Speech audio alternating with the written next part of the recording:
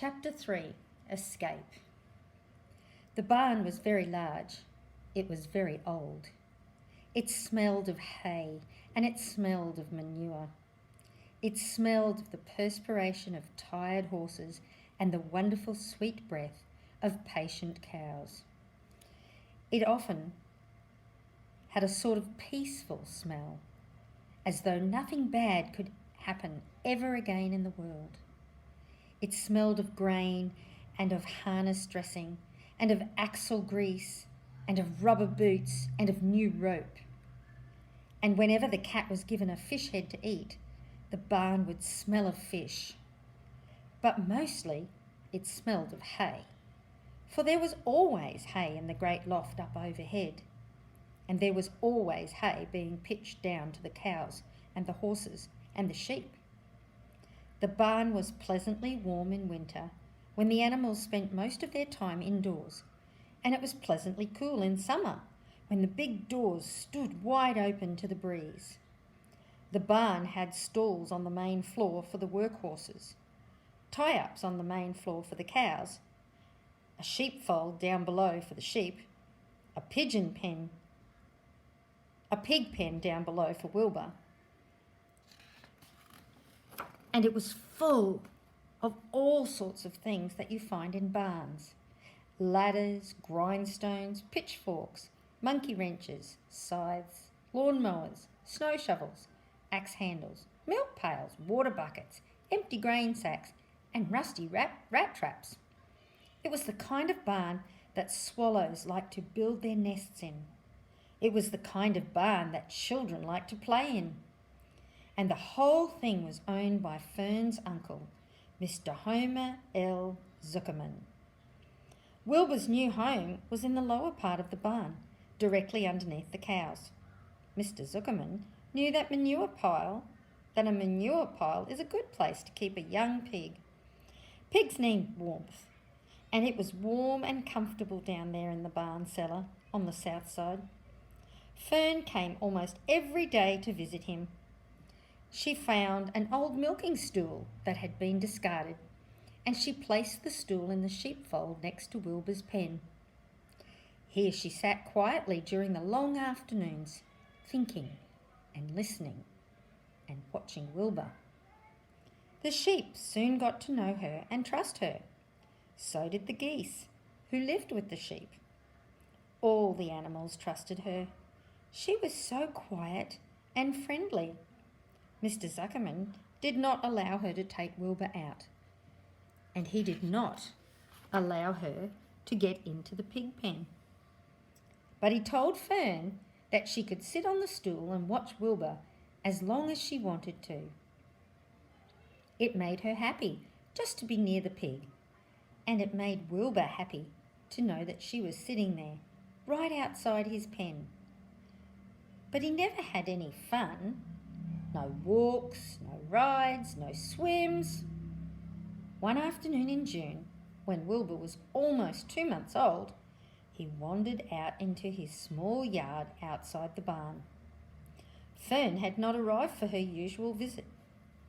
Wilbur stood in the sun, feeling lonely and bored. "There's never anything to do around here," he thought. He walked slowly to his food trough and sniffed to see if anything had been overlooked at lunch. He found a small strip of potato skin and ate it. His back itched, so he leaned against the fence and rubbed against the boards. When he tired of this, he walked indoors, climbed to the top of the manure pile, and sat down. He didn't feel like going to sleep.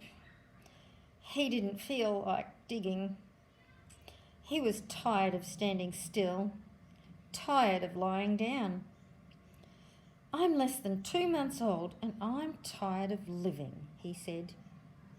He walked out into the yard again.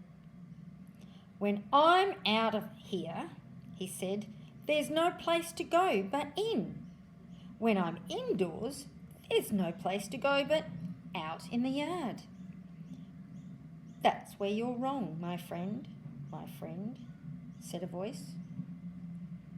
Wilbur looked through the fence and saw the goose standing there. "You don't have to stay in that dirty little yard," said the goose, who talked rather fast.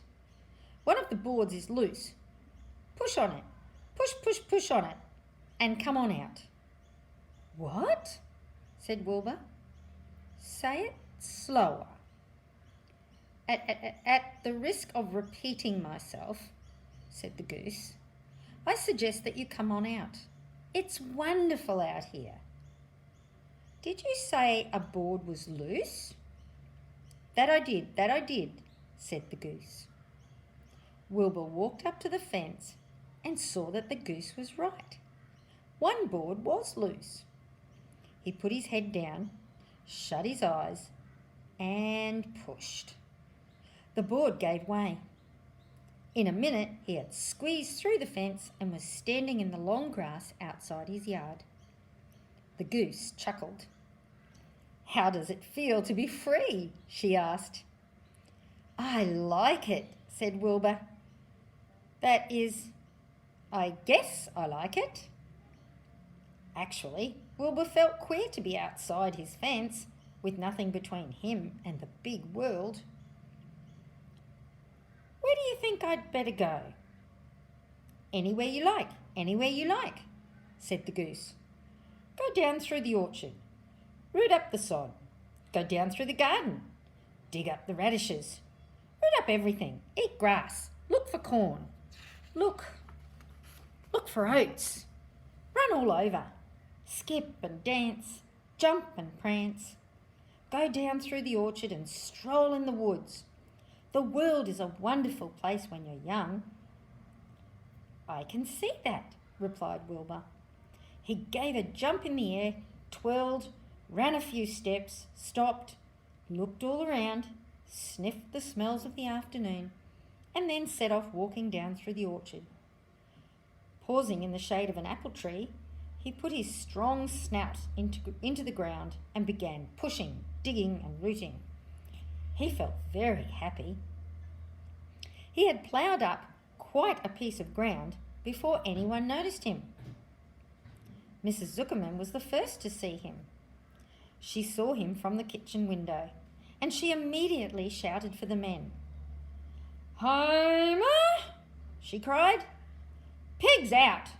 Lurvy! Pigs out! Homer! Lurvy! Pigs out! He's down there under that apple tree." "Now the trouble starts," thought Wilbur. "Now I'll catch it." The goose heard the racket, and she, too, started hollering. Run, downhill! Make for the woods, she shouted to Wilbur. "They'll never catch you in the woods." The cocker spaniel heard the commotion, and he ran out from the barn to join the chase. Mr. Zuckerman heard, and he came out of the machine shed where he was mending a tool. Lurvy, the hired man, heard the noise and came up from the asparagus patch where he was pulling weeds. Everybody walked towards Wilbur, and Wilbur didn't know what to do. The woods seemed a long way off, and anyway, he had never been down there in the woods and wasn't sure he would like it. "Get around behind him, Lurvy," said Mr. Zuckerman, "and drive him towards the barn. And take it easy, don't rush him. I'll go and get a bucket of slops." The news of Wilbur's escape spread rapidly among the animals on the place. Whenever any creature broke loose on Zuckerman's farm, the event was of great interest to the others. The goose shouted to the nearest cow that Wilbur was free, and soon all the cows knew. Then one of the cows told one of the sheep, and soon all of the sheep knew. The lambs learned about it from their mothers. The horses, in their stalls in the barn, pricked up their ears when they heard the goose hollering, and soon the horses had caught on to what was happening. "Wilbur's out," they said. Every animal stirred and lifted its head and became excited to know that one of his friends had got free and was no longer penned up or tied fast. Wilbur didn't know what to do or which way to run. It seemed as though everybody was after him. "If this is what it's like to be free," he thought, "I believe I'd rather be penned up in my own yard.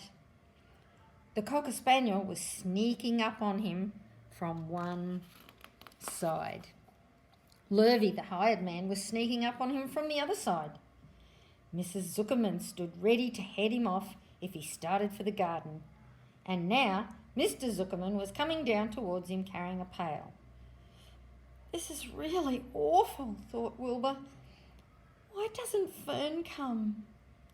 He began to cry. The goose took command and began to give orders. "Don't just stand there, Wilbur. Dodge about," cried the goose. "Skip around, run towards me, slip in and out, in and out, in and out. Make for the woods, twist and turn." The Cocker Spaniel sprang for Wilbur's hind leg. Wilbur jumped and ran. Lurvy reached out and grabbed. Mrs. Zuckerman screamed at Lurvy. The goose cheered for Wilbur. Wilbur dodged between Lurvy's legs. Lurvy missed Wilbur and grabbed the spaniel instead. Nicely done," cried the goose. Try it again. "Run downhill," suggested the cows.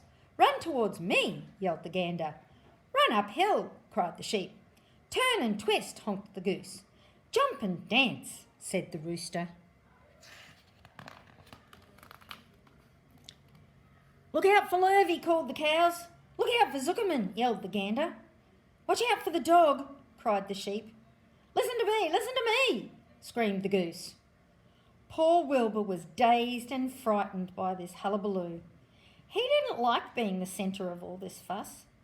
He tried to follow the instructions his friends were giving him, but he couldn't run downhill and uphill at the same time, and he couldn't turn and twist when he was jumping and dancing, and he was crying so hard he could barely see anything that was happening. After all, Wilbur was a very young pig, not much more than a baby, really. He wished Fern were there to take him in her arms and comfort him. When he looked up and saw Mr. Zuckerman standing quite close to him, holding a pail of warm slops, he felt relieved. He lifted his nose and sniffed. The smell was delicious. Warm milk, potato skins, wheat middlings, Kellogg's cornflakes, and a popover left from the Zuckerman's breakfast. "Come, pig," said Mr. Zuckerman, tapping the pail. "Come, pig." Wilbur took a step towards the pail. No, said the goose. "It's the old pail trick, Wilbur. Don't fall for it. He's trying to lure you back into captivity. He's appealing to your stomach." Wilbur didn't care. The food smelled appetising. He took another step towards the pail. Pig, said Mr. Zuckerman in a kind voice, and began walking slowly toward the barnyard, looking all about him innocently, as if he didn't know that a little white pig was following along behind him. "You'll be sorry, called the goose. Wilbur didn't care. He kept walking towards the pail of slops. "You'll miss your freedom," honked the goose. "An hour of freedom is worth a barrel of slops." Wilbur didn't care. When Mr. Zuckerman reached the pig pen, he climbed over the fence and poured the slops into the trough. Then he pulled the loose board away from the fence so there was a wide hole for Wilbur to walk through. Reconsider, cried the goose. Wilbur paid no attention. He stepped through the fence into his yard. He walked to the trough and took a long drink of slops, sucking in the milk hungrily and chewing the popover. It was good to be home again. While Wilbur ate, Lurvy fetched a hammer and some 8-penny nails and nailed the board in place. Then he and Mr. Zuckerman leaned lazily on the fence, and Mr. Zuckerman scratched Wilbur's back with a stick. "He's quite a pig," said Lurvy. "Yes, he'll make a good pig," said Mr. Zuckerman. Wilbur heard the words of praise. He felt the warm milk inside his stomach. He felt the pleasant rubbing of the stick along his itchy back. He felt peaceful and happy and sleepy. This had been a tiring afternoon. It was still only about 4 o'clock, but Wilbur was ready for bed.